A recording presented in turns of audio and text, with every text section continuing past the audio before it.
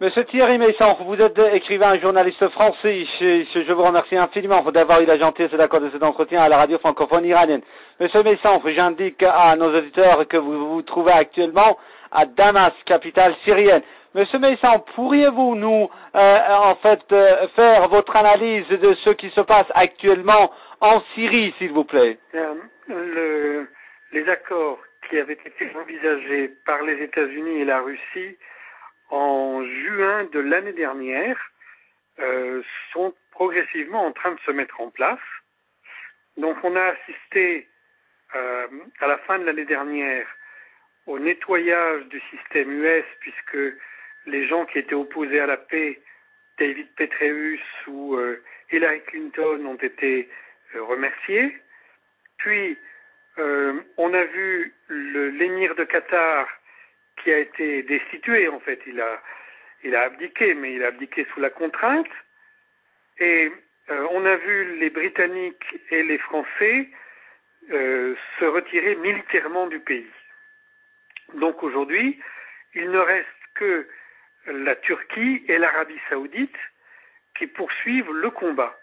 Bien sûr, ils le poursuivent avec les moyens de l'OTAN, hein, mais l'investissement militaire étranger est sans comparaison avec ce qu'il a été au cours des mois précédents. Donc aujourd'hui, une grande partie du pays est détruite et il y a un très grand nombre de personnes mortes ou blessées. L'ONU parle de 100 000 morts, mais c'est un chiffre très en dessous de la réalité, qui est entre 500 000 et 1 million de morts. Les guerres coloniales sont toujours très meurtrières.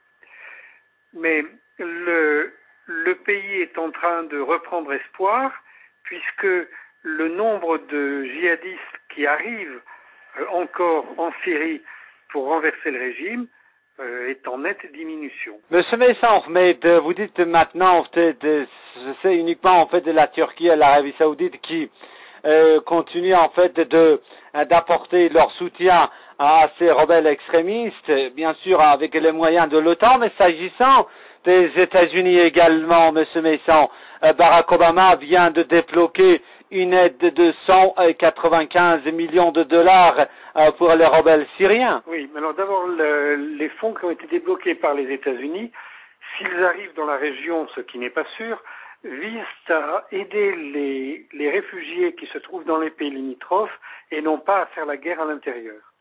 Ensuite, les relations entre la Russie et les États-Unis sont effectivement assez fraîches, mais l'annulation du voyage de Barack Obama sous prétexte de l'asile politique accordé à Edward Snowden, tout ça c'est un peu l'écume des vagues. La réalité c'est que le président des États-Unis devait se rendre à Moscou pour discuter des problèmes de fond entre les deux pays et notamment de la question du bouclier antimissile, c'est-à-dire en fait du système offensif de l'OTAN autour de la Russie. Et il ne peut pas parce que il a déjà mis tout son poids dans la balance dans son pays pour diminuer le budget militaire et il ne peut pas annoncer dès à présent, il ne peut pas annoncer dès à présent qu'il va également réduire le bouclier antimissile et mettre au chômage des multinationales.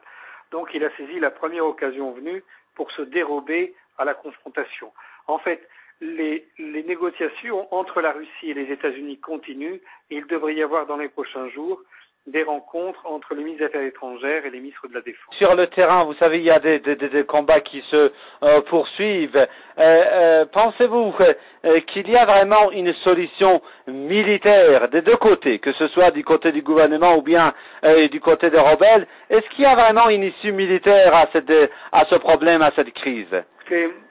Aujourd'hui, il y a une partie de la population qui soutient les groupes armés, mais cette partie de la population, même les gens qui sont favorables, estiment qu'elle n'est pas supérieure à 20%, et moi je pense qu'elle représente moins de 10% de la population. Deuxièmement,